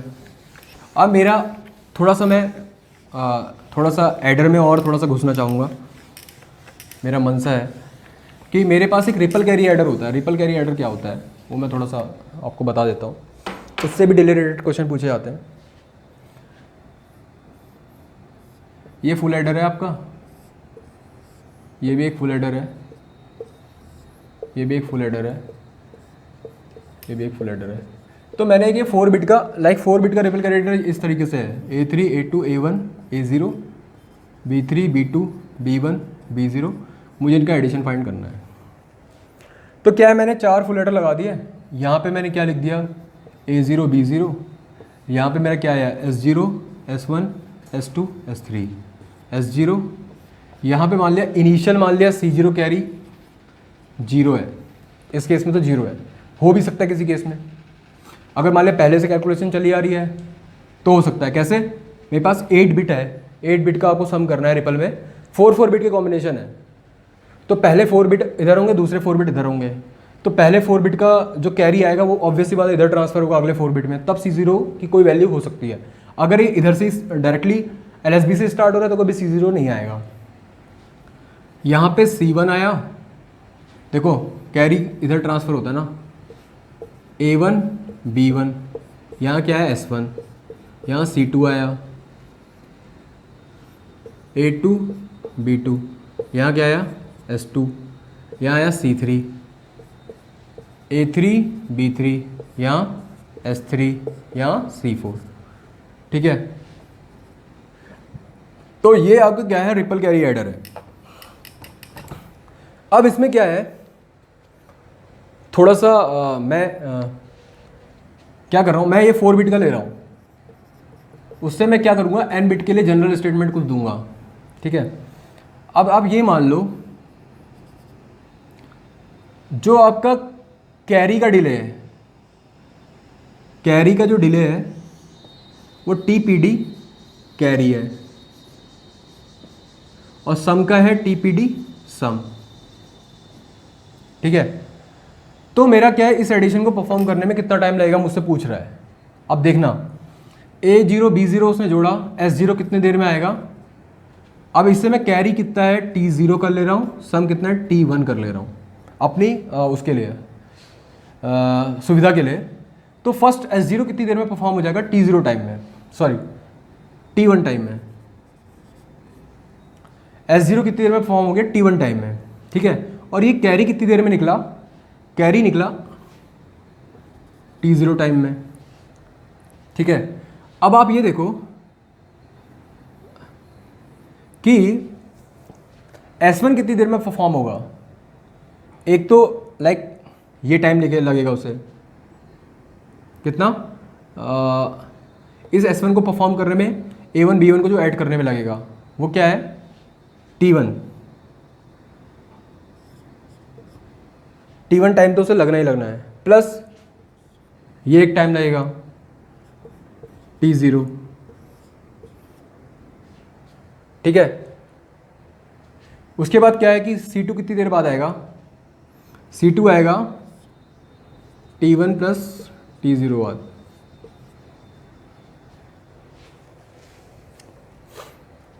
C2 कितनी देर बाद आएगा, इस पे इनपुट T0 में अवेलेबल हो जा रहा है, ठीक है। तो ये आएगा 2T0 टाइम में, ठीक है। अब S2 कितनी देर में आएगा, S2 आएगा T1 प्लस 2T0।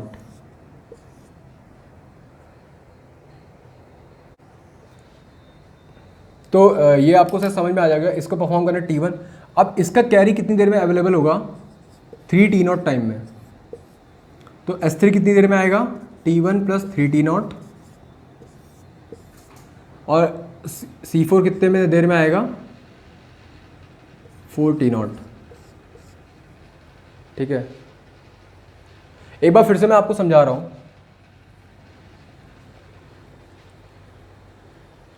समझा क्या रहा हूँ, आप ये देखो कि सम का जो है वो सम, अब इस सम में T1 टाइम लग रहा है, लेकिन आप ये देखो कि सम में सम एग्जैक्टली तब परफॉर्म होगा जब आपका कैरी वहाँ पे अवेलेबल होगा।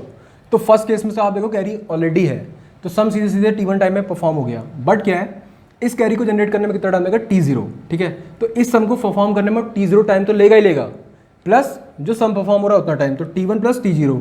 अब ये कैरी कितनी देर बाद जनरेट होगा, क्योंकि ये कैरी T0 के बाद हुआ है तो ये अगले T0 के बाद होगा, 2T0। ठीक है, तो 2T0 अब इस सम को परफॉर्म करने कितना लगा, T1 प्लस 2T0। ठीक है, और ये कैरी कितनी देर में आएगा, 3T0। ठीक है, ये 3T0 आएगा तो इस सम को बना T1 प्लस 3T0 और ये कैरी आएगा 4T0। ठीक है, अब यहाँ पे एक चीज़ बनती है, ये दो मेरे आ गए 4 बिट के केस में। हाँ, इसको मैं लिख रहा हूँ, या तो आंसर आपका ये होगा या आंसर ये होगा। तो सम परफॉर्म करने में जो टाइम होगा वो या तो क्या होगा, T1 प्लस 3T0। ठीक है, या क्या हो सकता है, और 4T0। ठीक है, अब वो कैसे केस में होगा, if T1 is less than T0। ठीक है, if T1 is less than T0, या ये कह लें तो ये होगा, और if T1 is less than T0 तो ये होगा। तो आप सब, क्योंकि क्या है, अगर T1 T0 से छोटा है तो ऑब्वियसली T1 T0 से बड़ा है, तो ये जो है वो इससे बड़ा हो जाएगा, T1 plus 3T0 is greater then 4T0। तो क्या है कि सम परफॉर्म करने में मुझे ज़्यादा टाइम लग रहा है ना, तो ये हो जाएगा। अगर T0 बड़ा है तो 4T0 इससे बड़ा हो जाएगा, 4T0 अगर इससे बड़ा हो गया तो सम पूरा परफॉर्म करने में मुझे 4T0 का टाइम लगेगा। एक बार मैं इसे फिर से ढंग से समझा रहा हूँ, एक बार फिर से आप ध्यान देना। ये फुल एड्रेस सबको समझ में आ गया, रिपल कैरी। मैंने बोला कि TPD सम T1 है और कैरी का TPD T0 है, तो पहला सम परफॉर्म करने में T1 टाइम लगा, कैरी T0 बाद आ गया। ठीक है, तो अगला सम परफॉर्म में T1 प्लस T0 टाइम लग गया, इसका कैरी कितनी देर बाद आएगा, T0 में इसका कैरी आ गया, इसका कैरी फिर T0 बाद आ जाएगा, 2T0। इसको परफॉर्म करने में कितना टाइम लग गया, T1 प्लस T0, 2T0। इसका कैरी 2T0, तो यहाँ पे कैरी आने में लगा, इसका कैरी T0 टाइम बाद और निकलेगा, दैट मीन्स 3T0। इसका सम कितनी देर में आएगा, T1 प्लस 3T0। यहाँ 3T0 पे कैरी अब आएगा 4T0 पे। अब मैंने कहा कि इस पूरे सम को परफॉर्म करने में या तो ये टाइम लगेगा या तो ये टाइम लगेगा, क्योंकि देखो S3 यहाँ पे भी आ जा रहा है, C4 4T0 टाइम में आ रहा है और S3 इस टाइम में आ रहा है। अब अगर T1 plus 3T0 is greater then 4T0 है, T1 plus 3T0 is greater then 4T0, that means कि T1 आपका T0 से बड़ा होगा, तभी T1 plus 3T0 greater than 4T0 होगा। तो सम परफॉर्म करने में उस समय कितना टाइम लगेगा, T1 प्लस 3T0। अगर आपका T1 T0 से बड़ा है, अगर आपका T1 T0 से छोटा है तो 4T0 इससे बड़ा होगा, तब उस केस में सम परफॉर्म करने में कितना टाइम लगेगा, 4T0। ठीक है, अब इसका हम जनरल एक्सप्रेशन लेते हैं n बिट के लिए। n बिट के लिए जो TPD है, सम TPD है, टोटल टाइम, या मैं कैपिटल TPD कर दे रहा हूँ, वो क्या होगा, n-1 TPD carry plus maximum of TPD सम और TPD कैरी। अब इसको आप ध्यान से, इसका क्या सिग्निफिकेंस है, ठीक है, इसको हम देखते हैं। अगर जो टोटल टाइम लगेगा n बिट के लिए वो लगेगा n-1 TPD कैरी प्लस इन दोनों में से जो मैक्सिमम होगा। ठीक है, अब 4 बिट के लिए इसको लाइक कंपेयर करते हैं, लाइक 4 बिट के लिए ये कितना हो गया, 3 TPD carry 3T0, maximum of TPD सम या TPD carry maximum of T1 T0। अगर T1 T0 से बड़ा है तो क्या होगा, T1 प्लस 3T0। अगर T0 T1 से बड़ा है तो क्या होगा, 3T0 प्लस T0 4T0। तो ये एक जनरल एक्सप्रेशन हुई इस रिपल कैरी एडर की, जो मुझे समझानी थी कि अगर आपका n बिट का कोई रिपल कैरी एडर है तो उसे परफॉर्म करने में कितना टाइम लगता है, n-1 TPD carry plus maximum of TPD सम और TPD कैरी। अगर आपका टीपीटी सम बड़ा है तो आंसर आएगा n-1 TPT carry plus TPT sum. अगर आपका टीपीटी कैरी बड़ा है then n-1 TPT carry plus TPT carry, that means n TPT carry. ठीक है, तो ये मेरा फुल एडर का आपको पढ़ाने का, यहाँ पे मेरा रिपल कैरी एडर कंप्लीट हो जाता है। इसका ये स्टेटमेंट बहुत इंपॉर्टेंट है, ये भी फिर वही है, एडिशन परफॉर्म जो होते हैं वो करवाने में काम आता है। अब एक चीज़ आप ध्यान रखना हमेशा कि यहाँ पे मैंने कैरी सबके फुल एडर के क्या है, डिले सेम है। लाइक हर फुल एडर क्या है, सेम डिले में परफॉर्म कर रहा है। कभी कभी जो बहुत ही डीप गेट टाइप के क्वेश्चन जो होते हैं गेट में क्या होता है, गेट लेवल में कभी कभी क्या होता है कि इस सम और इस कैरी को निकलने का टाइम अलग होता है। लाइक मैंने इस फुल एडर को किससे रियलाइज़ किया है, नॉर्मल एंड और गेट से। इस फुल एडर को डिज़ाइन किया नैंड गेट से, इसको नॉर गेट से। सबके डिले अलग अलग है, तो इस फुल एडर का डिले अलग है, इसका अलग है, इसका अलग है, इसका अलग है। तो उस टाइम पे सबके डिले अलग अलग होंगे, तो मैं ये जनरल कॉन्सेप्ट नहीं ले सकता। तो मुझे मैं ये फॉर्मूला तब यूज़ नहीं होगा कि अगर इन सब के डिले अलग अलग है ना, तो ये फॉर्मूला यूज़ नहीं होगा। ये फॉर्मूला तब यूज़ हो रहा है जब इन सब फुल एडर के और ये कैरी के डिले सेम है। अगर सेम नहीं है तो उस केस में आपको ऐसे ही निकालना पड़ेगा। इसलिए मैंने आपको ये करके दिखाया है ताकि आपको उस समय कन्फ्यूजन ना हो। तो होपफुली ये भी आपको क्लियर हो गया होगा। अब हम क्या इसको हटाते हैं,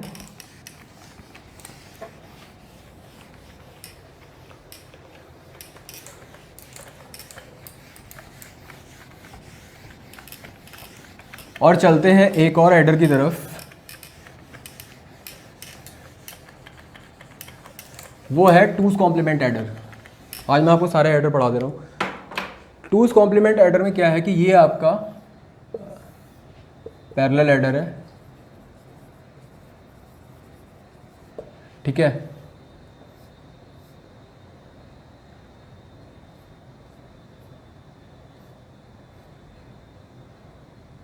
आपको लाइक इस टाइप से कोई सिचुएशन दी है, A3 A2 A1 A0 B3 B2 B1 B0। अब क्या है, इसका आपको टूज कॉम्प्लीमेंट में ऐड करना है, तो आप क्या करते हो, इसका टूज कॉम्प्लीमेंट लेते हो, ठीक है। ठीक है, अगर आपको एडिशन परफॉर्म करना है तो आप एज इट इज जोड़ दोगे, क्योंकि निगेटिव पॉजिटिव नंबर का टूज कॉम्प्लीमेंट क्या होता है, सेम। निगेटिव नंबर का टूज कॉम्प्लीमेंट क्या होता है, हम उसका वंस कॉम्प्लीमेंट करते हैं, फिर उसमें एक वन को ऐड करते हैं, ठीक है।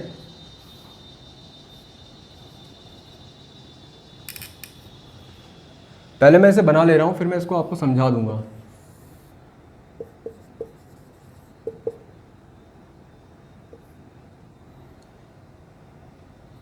A0 A1 A3 A2।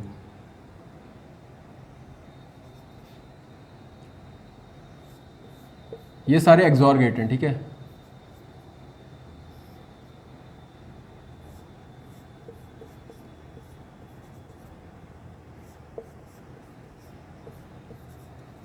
ये सारे एक्सॉर गेट हैं।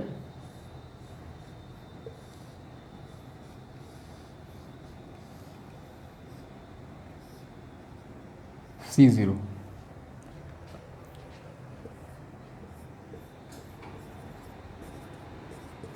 ठीक है, कुछ इस तरीके से है। अब देखना, इफ C0 इक्वल टू 0, ठीक है, ये क्या है, आप देखो टूज कॉम्प्लीमेंट एडर है, ठीक है। तो इसका मतलब क्या है कि C0 जब 0 है तो ये क्या है कि C0 अगर 0 हो गया तो एक्सॉर गेट में, ठीक है, तो एक्सॉर गेट में अगर इनपुट 0 आता है, एक्सॉर गेट का मैं देखता हूं A एक्सॉर B, इसका मतलब AB bar plus A bar B। मैंने कहा एक इनपुट A 0 है तो ये तो 0 हो जाएगा, ये कितना हो जाएगा B, ठीक है, ये आ जाएगा B। तो वो एज इट इज पास करेगा, और A इक्वल टू अगर 1 होता है तो आउटपुट क्या आएगा, B बार, तो कॉम्प्लीमेंट करेगा।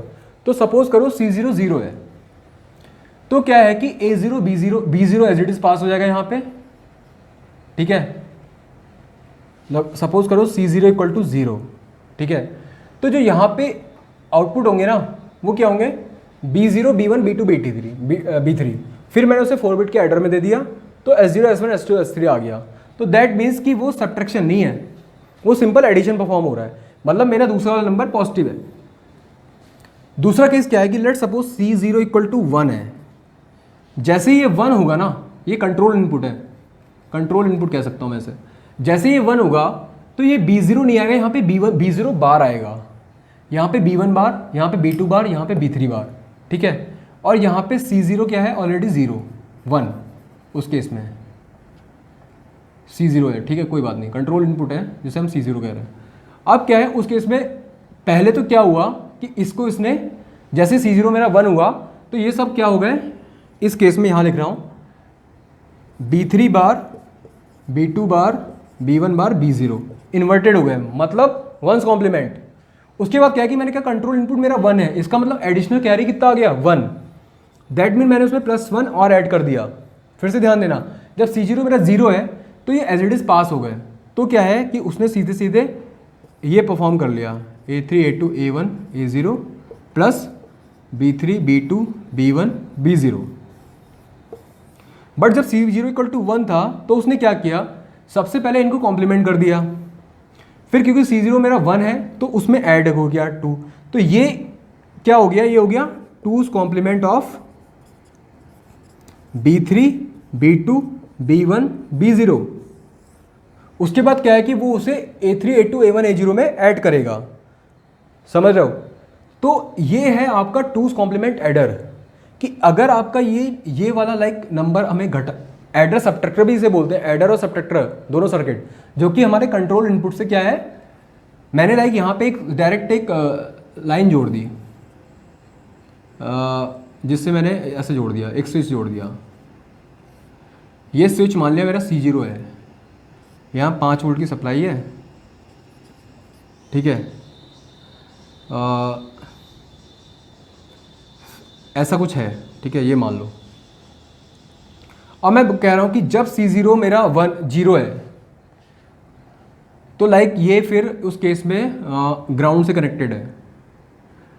C0 अगर आप ये समझ लो कि C0 मेरा एक बैटरी के थ्रू आ रहा है, मेरा एक ओपन इनपुट है, मैंने C0 क्या है यहाँ पे 0 दे दिया, ग्राउंड कर दिया, तो ये आपका क्या है, सिंपल एडर हो गया। अगर C0 मैंने 1 कर दिया तो क्या है, सबट्रैक्टर नहीं बन गया, जो कि आपका एक्चुअल में 2's कॉम्प्लीमेंट एडिशन परफॉर्म कर रहा है। 2's कॉम्प्लीमेंट एडिशन का मतलब क्या होता है, that means A - B subtraction.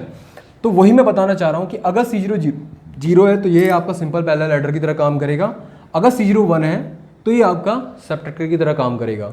तो ये आपका एडर सबट्रैक्टर सर्किट है, ये भी आपसे पूछा जा सकता है, तो मेरा ये आपको बताने का मतलब मन था। आपको ये सारी चीज़ें क्लियर हो गई होंगी कि कैसे सबट्रैक्शन और एडिशन परफॉर्म कर रहा है ये। तो अब इसको भी लाइक हम हटाते हैं। अब आज का जो लास्ट टॉपिक है वो क्या है, आज का लास्ट टॉपिक है मेरा, एक मुझे कोड कन्वर्टर पढ़ाना था, ठीक है, तो मैं BCD से एक्सेस 3 पढ़ाता हूँ, BCD to excess 3 code converter, ठीक है। तो यहाँ पे मेरा 4 bit BCD to excess 3 code converter है। यहाँ पे मेरा BCD नंबर है ABCD, यहाँ पे मेरा एक्सेस 3 नंबर है, इसको इधर से करते हैं, ठीक है, ABCD WXYZ, ठीक है। तो BCD मेरे कोड क्या हुए 9 तक, 2 3 4 5 6 7 8 9। मैं ये पूरा रियलाइज़ नहीं कर पाऊंगा, आप अपने मन से करना, मैं बस आपको कॉन्सेप्ट बता रहा हूँ, ठीक है।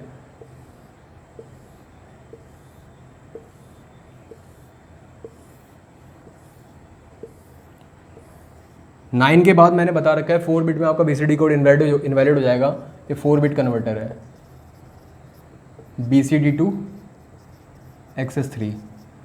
अब क्या है, इसका एक्सेस 3 क्या होगा, इसमें हम 3 ऐड करेंगे, इसका एक्सेस 3 क्या होगा, 3 ऐड करेंगे, इसका 5 6 7 8 9 10 11 12, ठीक है। अब क्या है, मेरे 9 तक की नंबर वैलिड है। अब मुझे क्या है, के मैप बनाना है डब्लू का।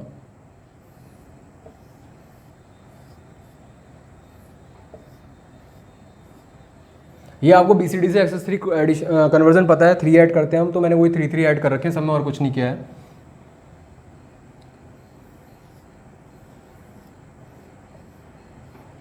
ये आपका क्या है, A bar B bar, A bar B, AB और AB बार, ठीक है, C बार D बार, C बार D, CD देन CD बार।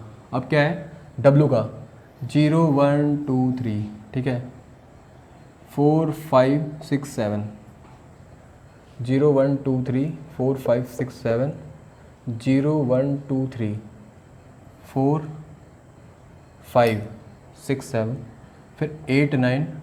अब इसके बाद क्या आएगा, 8 9, 9 के बाद फिर डोंट केयर आएंगे। क्यों? क्योंकि 9 के बाद जो 4 बिट के नंबर हैं वो इनवैलिड है। तो इसका मतलब क्या है कि वो कंडीशन कभी आनी नहीं है। तो के मैप में हम उसको क्या दिखाएंगे, डोंट केयर से दिखाएंगे कि लाइक वो आती भी है तब भी हमें कोई फर्क नहीं पड़ता, नहीं आती तब भी कोई फर्क नहीं पड़ता। तो उसके बाद के मेरे सारे इनपुट क्या हो जाएंगे, डोंट केयर। यही मुझे बताना था, यही इंपॉर्टेंट है कि लाइक इसके बाद जो भी कंडीशन आएंगी 9 के बाद 10, तो ये सब डोंट केयर होगा। 11 तब भी ये डोंट केयर हो गया, 12 डोंट केयर होगा, 13 14 जो भी है वो सब डोंट केयर होगा, ठीक है। तो मैंने ये कंडीशन आपको दिखाने के लिए इसको किया है। अब क्या है, अब हम देखते हैं अब इसकी हम ग्रुपिंग कैसे करेंगे। 8 का ग्रुप नहीं बन रहा है, क्वाड बनाएंगे। नहीं, 8 का ग्रुप एक ही बन जाएगा।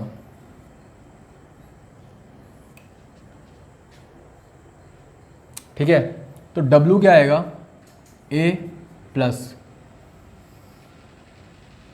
एक ये बनेगा और एक ये बनेगा, A प्लस, ठीक है, BD प्लस BD बार, ये आपका W आएगा। फिर से देख रहा हूँ, 0 1 2 3 4 5 6 7 8 9 10 11 12 13 14 15, ठीक है। तो 8 का ग्रुप हो गया, यह क्या आ गया, A, ठीक है। फिर एक ये ग्रुप बनेगा, एक 8 का बन गया, ये क्वाड बन गया 2, ठीक है, क्वाड बन गया। तो ये आ गया BD, इसके लिए BD, इसके लिए B और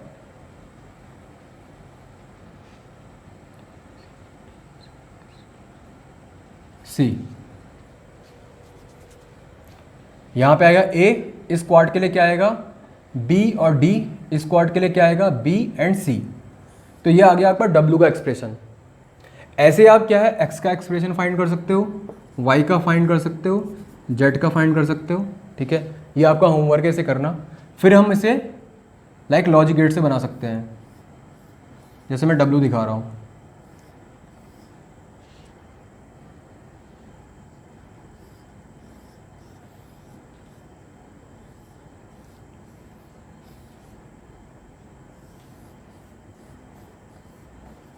यहाँ क्या है A, यहाँ क्या है BD, यहाँ क्या है BC, ठीक है। यहाँ पे और गेट आ गया, ये एंड गेट है, एंड गेट है, ठीक है। और ये क्या है, और गेट है।